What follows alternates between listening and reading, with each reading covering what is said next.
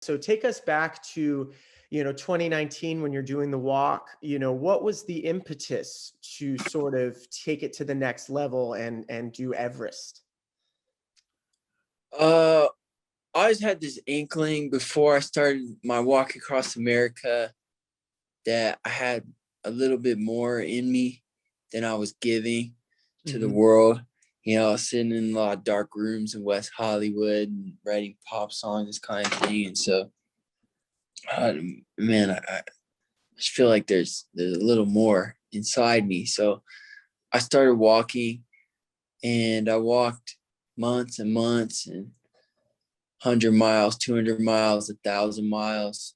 Uh, I walked about 1,700 miles when I got bit by this rattlesnake, and it took me out about 3 weeks.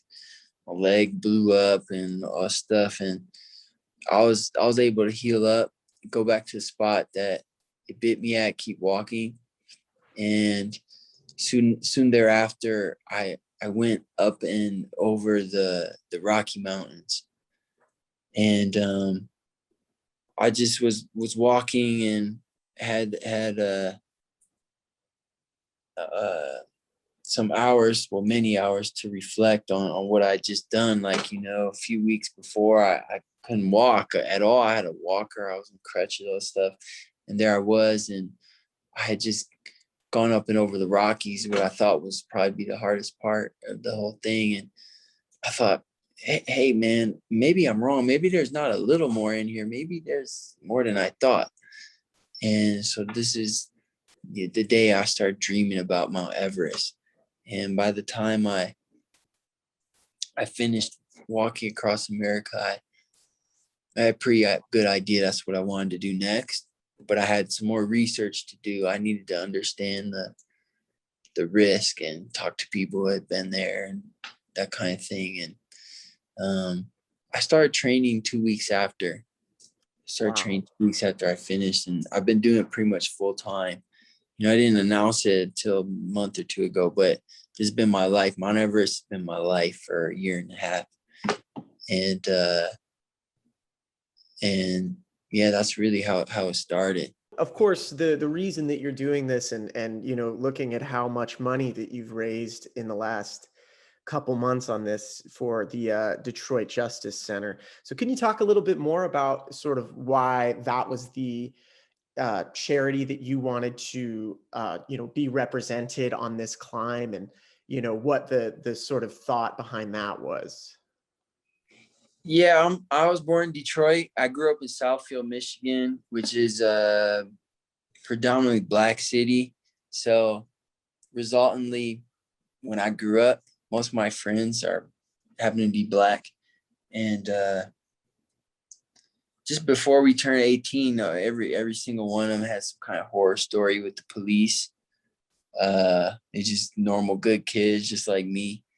Um, well, every single one of them has some kind of bad thing happen to them with the justice system, with law enforcement before we're even 18.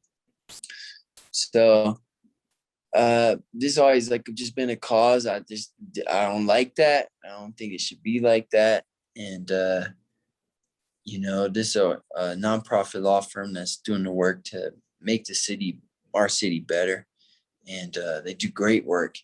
And simultaneously, my dad was a criminal defense attorney in Detroit for 40 years before he died. He died 4 years ago. So just both something I care about personally, deeply, and simultaneously a way for me to honor my dad as well. So that's why I picked them, and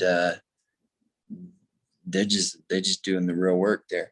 Did you reflect at all too on just this experience of how, flashback to October 2019, you've just finished this massive physical feat, and then 5 months later, we all have to stay home.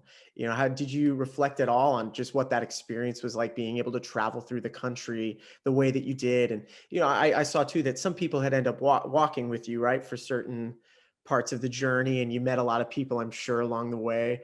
But yeah, did you reflect at all on just, the sort of gratitude or, the experience of being in America in that way?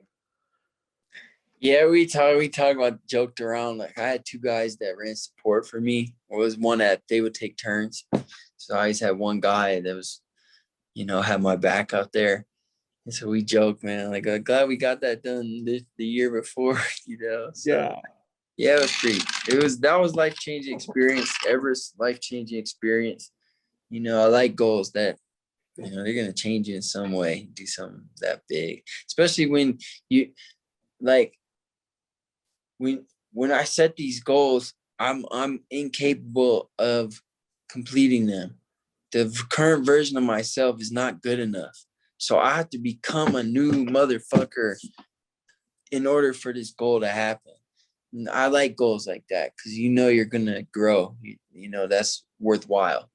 You know, so both those things, they changed my life. They changed who I am. In some deep ways. In some ways, I'm still always be the same guy, but in other ways, it's just a trophy on the inside no one else can ever see or understand. Absolutely. Well, speaking of which, too, going back to some of the new music that you've put out, um, what can we expect from any new Mike Posner music? Hopefully just greatness, man. I try to make everything I do great. And, most of the time when I'm working in the studio, it's only good. So Hmm. most of the time I fail. But every once in a while, you have some magic day or some with your by yourself, or if I'm working with somebody else, you come up with something great. So I try to only release those great things, and um, hopefully, that just that quality of work, just maintain that. I feel like um, the quality of albums has just increased. If you go back with my career, I've been making music professionally for 10 years. I've got about 10 albums when you include my live albums and my poetry, so in mansions. So um I feel like they've the quality's just increased over time. That's all you can really do, is just keep making better and better stuff. And I think the music that me and my crew make is on quality with any music that's come out in the last 5 years. Really, like 3 to 5 years, I feel like we've really turned a corner.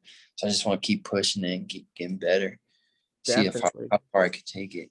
Before we end up wrapping up, the last sort of question is that, you've had some really amazing experiences and, you know, from a mental perspective, like you were kind of saying, it's really you versus you, with such a big mental challenge in addition to physical challenge, do you feel like, you're more of a different or a better person after doing these? And, how does that kind of inform the music? Yeah, hopefully you're better. I definitely think you're different. I think you're deeper. How could you not be a deeper person having these experiences? Spending 6 months walking 20 miles a day outside, um, going to the highest point on planet Earth. Uh, how could that not change your perspective? How could that not make you deeper? More humble, more grateful to be alive. I'm grateful to be one thing Mount Everest will get you grateful to be alive after that, man. And so I hope better. Definitely different. I know for sure, and I think it's gonna make your perspective unique. You see the world because of what you go through. The way you see the world is the way you see it because of what you go through in your life experience. That's true for everybody. So what I'm trying to do is create a unique life experience and a unique perspective. So I don't know of anybody else ever that's been nominated for a Grammy, walked across America, and climbed Mount Everest. I don't know anybody else, just me. Me And neither. so hopefully that means that the way I see the world is somewhat unique. And I hope that unique perspective is of value to others, and that will manifest itself in the art. If I'm really being real when I'm writing, that will manifest itself. And who knows the art I'm going to make going forward. I did a book of poetry several years ago. Maybe I do another one. Maybe I do another album. Maybe I write fiction or prose. I'm not sure, but I'm a writer. At my core, I'm a writer and a creator. So we'll see what comes out in these years to come.